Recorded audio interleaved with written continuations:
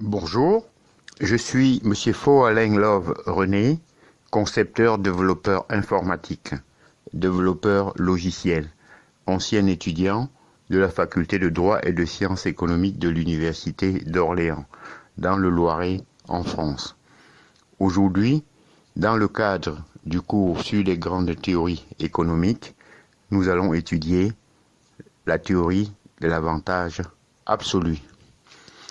En effet, la théorie des avantages absolus est un concept d'économie internationale. Il s'agit pour un pays de l'avantage qu'il détient sur un autre, lorsque, pour un bien, sa production par unité de facteur ou productivité est supérieure aux autres pays. Le terme est utilisé au sujet d'un individu pour désigner l'avantage qu'il détient sur un autre lorsque, avec la même quantité de facteurs de production, sa production est supérieure. Nous allons voir maintenant l'histoire du concept de la théorie des avantages absolus. Introduction. Adam Smith a introduit la théorie de l'avantage absolu pour décrire les situations où un pays a intérêt à produire davantage qu'il ne consomme afin d'exporter le surplus et d'importer des biens que d'autres pays produisent mieux que lui. Il part d'abord du cas d'un père de famille, car la maxime de tout chef de famille prudent est de ne jamais essayer de faire chez soi la chose qui lui coûtera moins cher à acheter qu'à faire.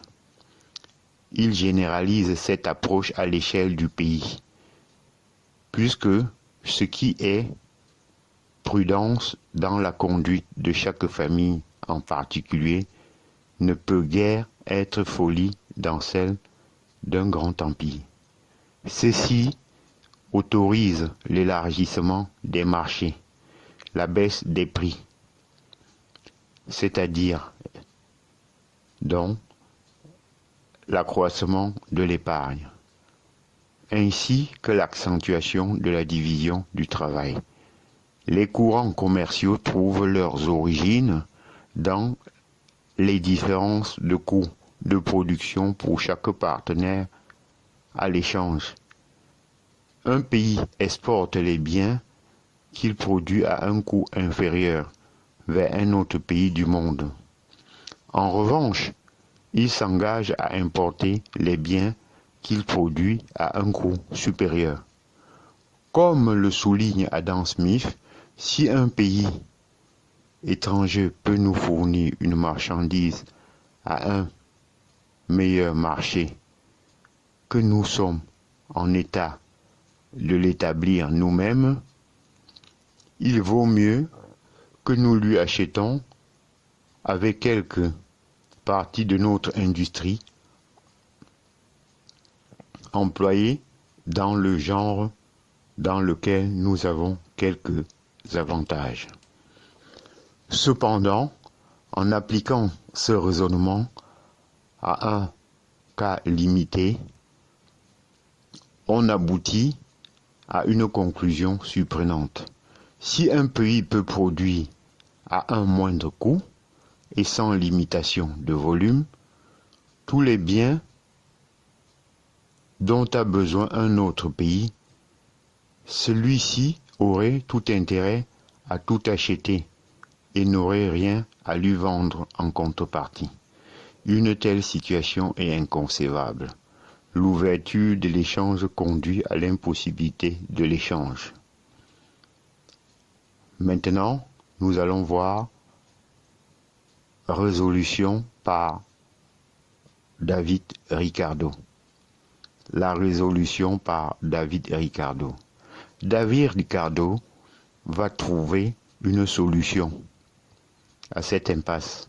En limitant le monde à deux pays, la Grande-Bretagne et le Portugal, Les deux pays peuvent produire du drap et du vin. Supposons que la Grande-Bretagne est capable de produire 100 mètres de drap en 1 heure de travail et 1000 litres de vin également en 1 heure. En revanche, le Portugal peut produire 90 mètres de drap en 1 heure de travail et 120 litres de vin dans ce même temps. La Grande-Bretagne possède alors un avantage absolu pour le drap et le Portugal possède un avantage absolu pour le vin. D'après la théorie de l'avantage comparatif, il est bénéfique pour les deux pays de commercer. La Grande-Bretagne vendant son drap contre le vin portugais. Cet exemple suppose évidemment que les coûts de transport sont inexistants et que les produits soient homogènes. Il ne s'agit pas ici de fournir un exemple réaliste, mais au contraire de minimiser le nombre de variables de manière à rendre le principe plus facile à comprendre. Supposons maintenant que le Portugal puisse produire 110 mètres de drap en 1 heure de travail. Les autres chiffres étant inchangés, le Portugal possède alors un avantage absolu pour le drap comme pour le vin. Sa productivité est supérieure à celle de la Grande-Bretagne dans les deux cas. Pour Adam Smith, les deux pays n'ont pas intérêt à commercer car ils n'ont pas d'avantage absolu différent. C'est David Ricardo qui introduit le principe d'avantage comparatif qui explique comment les pays peuvent malgré tout commercer dans cette situation. J'en ai terminé et je vous en remercie.